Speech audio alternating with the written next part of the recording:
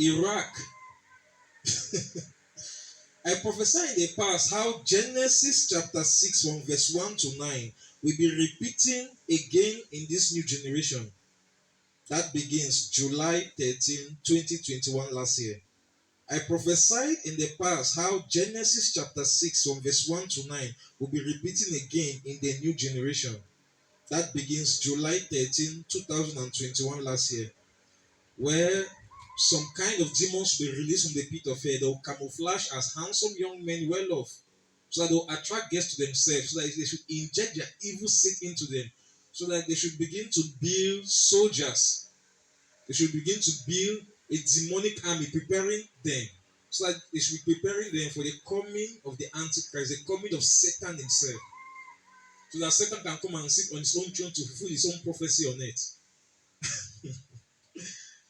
Every generation, at the beginning of every generation, something must happen.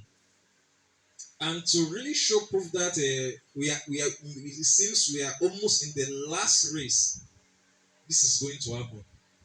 But now God is telling me that another thing is going to happen again. On Saturday, early morning, that's yesterday, while praying, the Lord showed me Iraq. How in the future they will be building a very long tower, a long skyscraper, longer than any, maybe must have existed, longer than any that maybe must have existed. And I saw this tower being destroyed and terminated down to its own foundation, as though it never existed. Then the Lord brought the Tower of Babel, that's the Tower of Babylon, in Genesis 11, 1 to 9 to me. Those guys were united with one mind and heart, that they together as a nation did something unthinkable, that God himself who created them was marveled at such strength that came from one mind, one heart, and one language, so that he diversified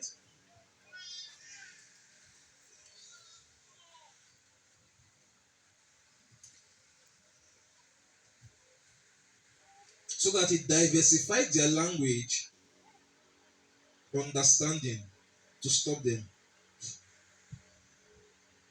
With this very mystery that took place in Genesis 11, 1 to 9, repeat again in ancient Babylonia, which is the very nation today called Iraq. Yes, when God gave me the prophecy, I was writing.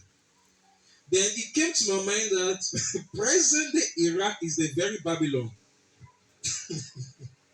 So it's just so mysterious.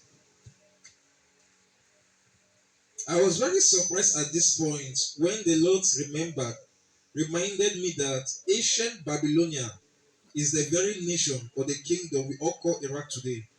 So that the new Babylon will fulfill all end time prophecies, will show forth itself before the spiritual eyes of true Christians in the church. So the real Babylonia that the book of Revelation is speaking about is not Babylon, the Babylon of today.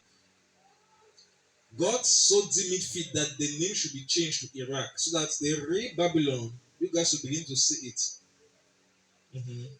The real Babylon is not even in Asia. Blessed be the name of the Lord. Okay.